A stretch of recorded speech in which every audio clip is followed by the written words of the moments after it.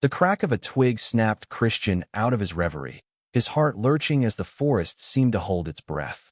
He was alone, or so he thought, his rifle slung over his shoulder, the weight of it grounding him in the dense Oregon woods. But the air carried a chill that wasn't just the autumn breeze. It was the unshakable feeling of being watched. Christian, 25, had always found solace in these woods. Growing up in the small town of Silverton, where everyone knew your name and your secrets, he'd learned to escape into the wild.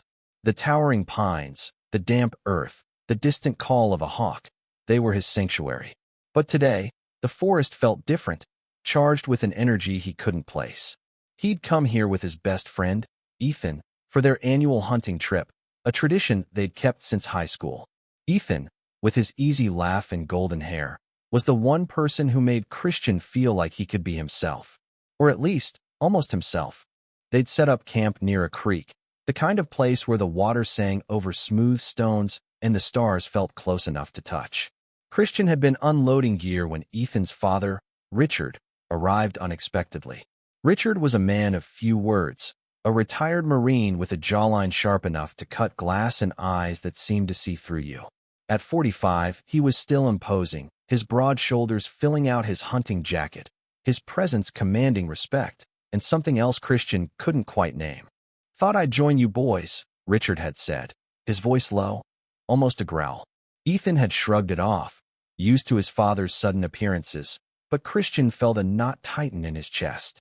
Richard's gaze lingered on him a beat too long, and Christian wondered if he was imagining the intensity behind it. As the day wore on, the trio moved deeper into the woods, tracking deer.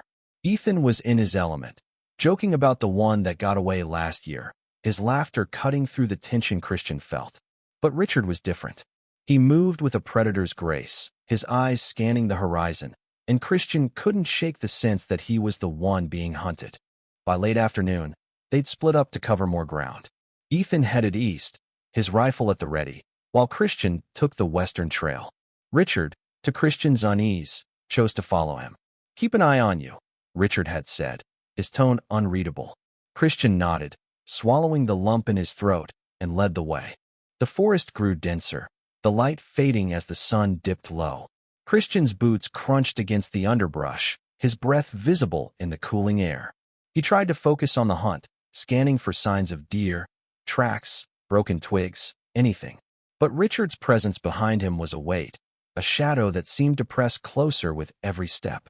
"You're quiet today," Richard said suddenly, his voice cutting through the silence like a blade. Christian glanced back, catching the older man's gaze. Those eyes, steel gray, unflinching, held something that made Christian's pulse quicken. "Just focused," Christian replied, his voice steadier than he felt. He turned back to the trail, but his mind was racing. Richard had always been a mystery, a man who commanded respect but kept everyone at arm's length. Christian had heard the stories, how Richard had served 2 tours overseas, how he'd come back harder, colder. But there was something else, something in the way Richard looked at him, that stirred a feeling Christian had buried deep. They stopped at a clearing, the same one where Christian and Ethan had shared a quiet moment the night before. Christian could still feel the warmth of Ethan's hand brushing against his, the unspoken tension that had hung between them. He'd wanted to say something then, to confess the feelings he'd carried for years, but fear had kept him silent. Now, with Richard standing just a few feet away, that moment felt like a lifetime ago. "You ever think about getting out of Silverton?" Richard asked, leaning against a tree, his rifle resting casually against his shoulder. The question caught Christian off guard. He was used to small talk about hunting or the weather, not this. "Sometimes," Christian admitted, setting his own rifle down. "But it's home. Hard to leave." Richard nodded, his expression unreadable. "Home can be a cage if you let it." Christian frowned, unsure where this was going. "You saying I'm trapped?" Richard's lips twitched, almost a smile. "I'm saying you're young. You've got time to figure out who you are, what you want." His voice softened, and for a moment, Christian saw something raw in his eyes, something that looked like longing. The air between them shifted, heavy with unspoken words. Christian's heart pounded, and he wasn't sure if it was fear or something else entirely. He wanted to ask what Richard meant, but the words caught in his throat. Instead, he turned away, pretending to scan the clearing, but his mind was a storm. That's when he heard it. The rustle of leaves, too deliberate to be an animal. Christian froze, his hand instinctively reaching for his rifle. Richard straightened, his own weapon at the ready, his eyes narrowing as he scanned the trees. "Stay low," Richard whispered, his voice steady but urgent. Christian obeyed, crouching behind a fallen log. The forest was silent now, too silent, and Christian's pulse thundered in his ears. Someone, or something, was out there. The silence stretched, taut as a bowstring, until a figure emerged from the shadows. It was Ethan, his blonde hair catching the last rays of sunlight, his expression a mix of relief and confusion. "You guys okay?" he called, lowering his rifle. "Thought I heard something." Christian exhaled, his body relaxing, but the tension between him and Richard lingered like smoke. Richard's gaze flicked to Ethan, then back to Christian, a silent question hanging in the air. Christian avoided his eyes, standing to meet Ethan. "Just jumpy, I guess," Christian said, forcing a smile. Ethan grinned, clapping him on the shoulder, oblivious to the undercurrent between his father and his friend. "Let's head back to camp," Ethan suggested. "Lights fading, and I'm starving." As they trekked back, Christian kept his distance from Richard, letting Ethan's chatter fill the silence. But his mind replayed Richard's words. "Home can be a cage if you let it." What did he know? Richard had lived in Silverton his whole life, raised Ethan here, built a life that seemed steady, unshakable. Yet there was something in his tone, a weight that hinted at secrets. At camp, the fire crackled, casting warm light across their faces. Ethan sprawled out on a log, roasting marshmallows with the enthusiasm of a kid, while Richard sat across from Christian, his silhouette sharp against the flames. Christian tried to focus on Ethan's stories, tales of college pranks and failed dates, but Richard's presence was a magnet, pulling his attention. "You're quiet tonight, Chris," Ethan said, tossing him a marshmallow. "What's up?" Christian caught it, forcing a laugh. "Just tired. Long day." Ethan raised an eyebrow but didn't press. Richard, though, watched him with that same piercing gaze, and Christian felt exposed, like Richard could see the truth he'd spent years hiding. The truth that he was in love with Ethan. The truth that he'd never dared speak. As the night deepened, Ethan excused himself to grab more firewood, leaving Christian and Richard alone. The fire popped, sending sparks into the sky, and Christian's stomach twisted with nerves. "You're not like the others in this town," Richard said, his voice low, almost intimate. "You've got something different." Christian's breath caught. "What's that supposed to mean?" Richard leaned forward, his elbows on his knees, the firelight carving shadows across his face. "You're holding back. I can see it. You're scared of what people will think." Christian's heart raced, his defenses rising. "You don't know me. Don't I?" Richard's voice was steady, but there was a challenge in it. "I've seen the way you look at my son." The words hit like a punch, stealing Christian's breath. He opened his mouth to deny it, to deflect, but nothing came out. Richard's gaze held him, unflinching, and for a moment, Christian felt like he was drowning. "I'm not judging you," Richard said, softer now. "But you need to be honest with yourself. Hiding who you are, it'll eat you alive." Christian's hands clenched into fists, his nails digging into his palms. He wanted to lash out, to tell Richard to mind his own business, but the older man's words cut too close to the bone. Before he could respond, Ethan returned, arms full of branches, and the moment shattered. "Got enough to keep us warm all night," Ethan said, oblivious to the tension. He dumped the wood by the fire and grinned at Christian. "You good, man?" "Yeah." Christian lied, his voice hoarse. "I'm good." But he wasn't. Richard's words echoed in his mind, a truth he wasn't ready to face. He loved Ethan, had loved him since they were teenagers, sneaking beers by the creek, dreaming of lives bigger than Silverton. But Ethan was straight, or so Christian had always assumed. And even if he wasn't, the town, their families, the weight of expectation, it was all too much. The next morning, the hunt resumed, but Christian's heart wasn't in it. He moved through the woods mechanically, his thoughts a tangled mess. Ethan was ahead, scouting, while Richard stayed close, his presence both a comfort and a threat. Christian couldn't shake the feeling that Richard saw too much, knew too much. As they reached a ridge overlooking a valley, Ethan stopped, pointing to fresh deer tracks. "We're close," he said, excitement in his voice. Let's split up again. Chris, you take the left flank. Christian nodded, grateful for the chance to be alone. But as he moved to leave, Richard caught his arm, his grip firm but not rough. Be careful out there, Richard said, his voice low. Not just with the deer. Christian met his gaze, searching for meaning, but Richard's expression was unreadable. He nodded, pulling away, and headed into the trees, his heart pounding with something more than the thrill of the hunt. Alone in the woods, Christian let the silence envelop him, the rustle of leaves and distant bird calls grounding him. His rifle felt heavier now, less a tool and more a burden. Richard's words clung to him like damp air. Hiding who you are, it'll eat you alive. He hated how right they felt. He followed the deer tracks, his steps deliberate, but his mind was elsewhere. Ethan, the way his laugh lit up the darkest corners of Christian's heart, the way his hand had brushed against Christian's last night, lingering just long enough to spark hope. But hope was dangerous in a town like Silverton, where whispers could ruin you. Christian crouched to examine a broken twig, his fingers brushing the earth. He tried to focus, to lose himself in the hunt, but the memory of Richard's gaze kept intruding. There was something in it, something that wasn't just judgment or pity. It was understanding, maybe even empathy. But why? Richard was a man's man, the kind who'd never seemed to question his place in the world. Yet he'd seen through Christian's carefully built walls. A rustle in the bushes snapped him back to the present. Christian raised his rifle, his breath steadying as he scanned the undergrowth. A deer stepped into view, its antlers catching the sunlight, and for a moment, Christian was transfixed. It was beautiful, wild, free in a way he'd never felt. He lined up the shot, his finger hovering over the trigger, but he couldn't pull it. The deer's eyes met his, and he saw something of himself, something vulnerable, exposed. He lowered the rifle, letting the deer bound away.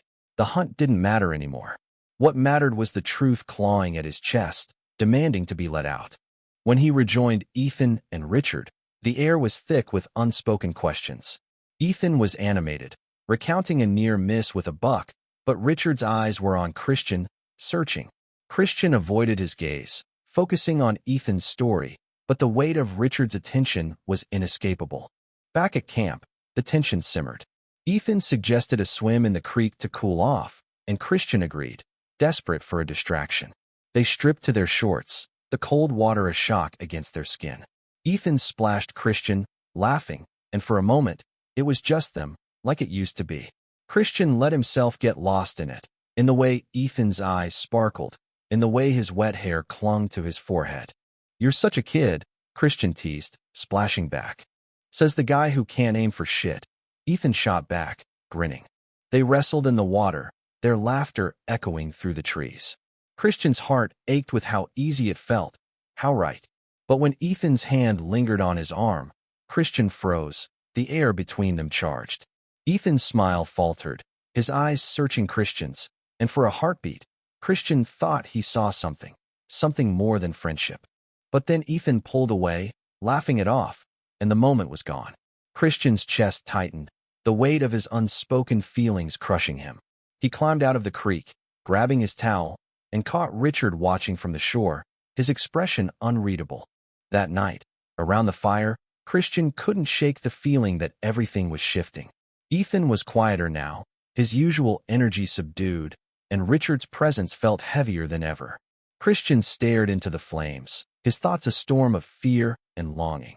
You ever think about telling him? Richard's voice broke the silence, low enough that Ethan, half asleep on the other side of the fire, didn't stir. Christian's heart stopped. What? You know what? Richard said, his eyes locked on Christian's. You're in love with him. The words were a blade, cutting through years of denial. Christian's first instinct was to lie, to push back, but Richard's gaze held him, steady and unflinching. There was no judgment there, only a quiet strength that made Christian feel seen in a way he never had. I can't, Christian whispered, his voice breaking. It'll ruin everything.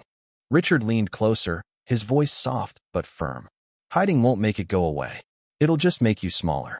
Christian's throat tightened, tears burning his eyes. He wanted to argue, to tell Richard he was wrong, but the truth was too heavy to deny. He loved Ethan, and he was terrified. The next morning, the forest was shrouded in mist, the air thick with the scent of pine and earth. Christian woke early, unable to sleep, his conversation with Richard replaying in his mind. He sat by the creek, watching the water ripple, trying to find the courage to face what came next. Ethan joined him, his presence a quiet comfort. "You okay, man?" he asked, sitting beside Christian, their shoulders brushing. Christian nodded, but his heart was racing. Just thinking. About what? Ethan's voice was gentle, his eyes searching Christian's face. For a moment, Christian considered telling him everything, spilling the truth he'd carried for years. But the fear was too strong, the risk too great. Instead, he smiled, deflecting. "Just life, I guess." Ethan nodded, but there was a flicker of something in his eyes, disappointment, maybe, or understanding. Christian couldn't tell, and it killed him. As they tracked a new set of prints, Christian's mind wandered. He thought of his life in Silverton, the expectations, the judgment, the way people whispered about anyone who didn't fit the mold. He'd always played the part, kept his head down, but Richard's words had cracked something open. He didn't want to be small anymore. By midday, they reached a clearing, the same one where Christian and Ethan had shared that fleeting moment. The memory hit hard, and Christian stopped, his breath catching. Ethan noticed, turning back. "You good?" Ethan asked, concern in his voice. Christian met his gaze, his heart pounding. "Ethan, I need to tell you something." Ethan's brow furrowed, but he nodded, stepping closer. Richard, a few paces behind, stopped, giving them space but watching closely. Christian's mouth went dry, the words he'd rehearsed 1,000 times stuck in his throat. But he forced them out, his voice trembling. "I've been in love with you for years." The world seemed to stop. Ethan's eyes widened, his expression unreadable, and Christian's heart sank. He'd ruined everything. He braced for rejection, for anger, but Ethan didn't speak. Instead, he stepped closer, his hand reaching for Christian's. "Chris," Ethan said, his voice soft. "Why didn't you tell me sooner?" Christian blinked, stunned. I thought you'd hate me." Ethan's laugh was shaky, his eyes bright with emotion. "Hate you? You're my best friend." He hesitated, then took a deep breath. "I've been trying to figure out how to tell you I feel the same." The words didn't register at first. Christian stared, his mind reeling, as Ethan's hand tightened around his. The world narrowed to this moment, to the warmth of Ethan's touch, the hope in his eyes. But before Christian could respond, a shout broke the silence. Richard, his rifle raised, was scanning the trees. "Get down," he yelled. Christian and Ethan dropped to the ground as a shot rang out, the sound echoing through the forest. Christian's heart raced, his body pressed against Ethan's, as Richard fired again. A figure stumbled from the trees, clutching his shoulder. A poacher, his face twisted in pain. Richard was on him in seconds, disarming him and pinning him to the ground. "Stay put," he growled, his voice all marine. Christian and Ethan scrambled to their feet, adrenaline pumping. The poacher was no one they knew, just a stranger who'd been stalking the same deer, but the encounter left them shaken. Richard handled it with calm efficiency, radioing for help, but Christian's focus was on Ethan, on the confession that had changed everything. As they waited for the authorities, Ethan pulled Christian aside, his hands still gripping Christian's. "We're not done talking," he said, his voice low but firm. "I meant what I said." Christian nodded, his heart soaring despite the chaos. For the first time, he felt free. The authorities arrived, taking the poacher into custody, but the forest no longer felt like a sanctuary. Christian's confession hung in the air, a fragile thread connecting him to Ethan, and he clung to it, terrified it might snap. Richard, ever the stoic, handled the paperwork with the Rangers, his gaze flickering to Christian and Ethan with something like approval. Back at camp, the mood was subdued.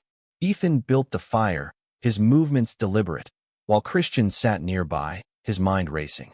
Ethan's words, "I feel the same," echoed in his head, but doubt crept in. Was it real? Or was Ethan just caught up in the moment? Richard broke the silence, his voice gruff but kind. "You boys did good out there. Kept your heads." Ethan nodded, poking at the fire. "Thanks, Dad." Christian said nothing, his eyes on Ethan, searching for a sign. Ethan met his gaze, and the warmth in his smile was enough to quiet Christian's fears, at least for now. As night fell, Richard excused himself to check the perimeter, leaving Christian and Ethan alone. The fire crackled, casting shadows across Ethan's face, and Christian's heart ached with how beautiful he was. "So," Ethan said, his voice soft, "where do we go from here?" Christian swallowed, his throat tight. "I don't know. I've never done this before." Ethan's laugh was gentle, his hand finding Christian's. "Me neither. But I want to try. With you." The words were a lifeline, pulling Christian from the edge of doubt. He squeezed Ethan's hand, his voice barely a whisper. "I'm scared." "Me too," Ethan admitted, his thumb brushing over Christian's knuckles. "But I've wasted too much time pretending I don't feel this." They sat there, hands entwined, the fire warming their skin. Christian felt like he was waking up, like the world was brighter, sharper than it had ever been. But the fear was still there, a shadow at the edge of his joy. Silverton wasn't kind to people like them. When Richard returned, he didn't comment on their closeness, but his eyes softened, a silent acknowledgement. Christian wondered what Richard saw when he looked at them. Two young men, fumbling towards something real, or a reminder of something he'd lost. The next day, they broke camp, the hunt forgotten. The drive back to Silverton was quiet, the weight of what had happened settling over them. Ethan drove, his hand resting on Christian's knee, a small gesture that felt monumental. Richard sat in the back, his presence steady but distant, giving them space. Back in town, reality hit hard. Silverton was small, its streets lined with familiar faces, judgmental eyes. Christian felt the weight of it as they unloaded their gear, the fear of what people would say if they knew. Ethan seemed to sense it, his hand brushing Christian's arm. "We'll figure it out," Ethan said, his voice firm. "Together." Christian nodded, but the doubt lingered. He wanted to believe they could be together, that they could build something real, but the world felt stacked against them. That night, Christian couldn't sleep. He sat on his porch, staring at the stars, Richard's words echoing in his mind. Hiding won't make it go away. He thought of Ethan, of the life they could have, and the courage it would take to claim it. Weeks passed, and Christian and Ethan navigated their new reality with cautious hope. They stole moments together, quiet walks by the creek, late-night talks in Ethan's truck, each one a step towards something stronger. But Silverton's whispers grew louder, and Christian felt the weight of every glance, every hushed conversation. One evening, Richard invited Christian over for dinner. It was unexpected, and Christian arrived with nerves twisting in his gut. Ethan greeted him with a smile, but Richard's presence was the anchor, steady and unwavering. Over dinner, Richard spoke, his voice calm but deliberate. "I've seen a lot in my life. Things I wish I'd done differently. Don't let fear stop you from living." Christian met his gaze, seeing not just the Marine, but a man who'd carried his own burdens. He realized then that Richard's intensity, his cryptic words, came from a place of understanding. Maybe he'd loved someone he couldn't have. Maybe he'd hidden, too. "You knew," Christian said, his voice quiet. "About me. About us." Richard nodded, a faint smile on his lips. "I've known for a while, and I've seen what hiding does. Don't make my mistakes." Ethan reached for Christian's hand under the table, his grip firm. Christian felt tears prick his eyes, not from sadness, but from the weight of being seen, accepted. They left Silverton a month later, moving to Portland, where the city's pulse drowned out the small-town whispers. It wasn't easy. There were fights, doubts, moments when the world felt too heavy. But they faced it together, their love a quiet rebellion against fear. Christian never forgot the woods, the place where everything changed. He and Ethan returned sometimes, not to hunt, but to walk hand in hand, the forest their witness. Richard visited, too, his pride in them unspoken but clear.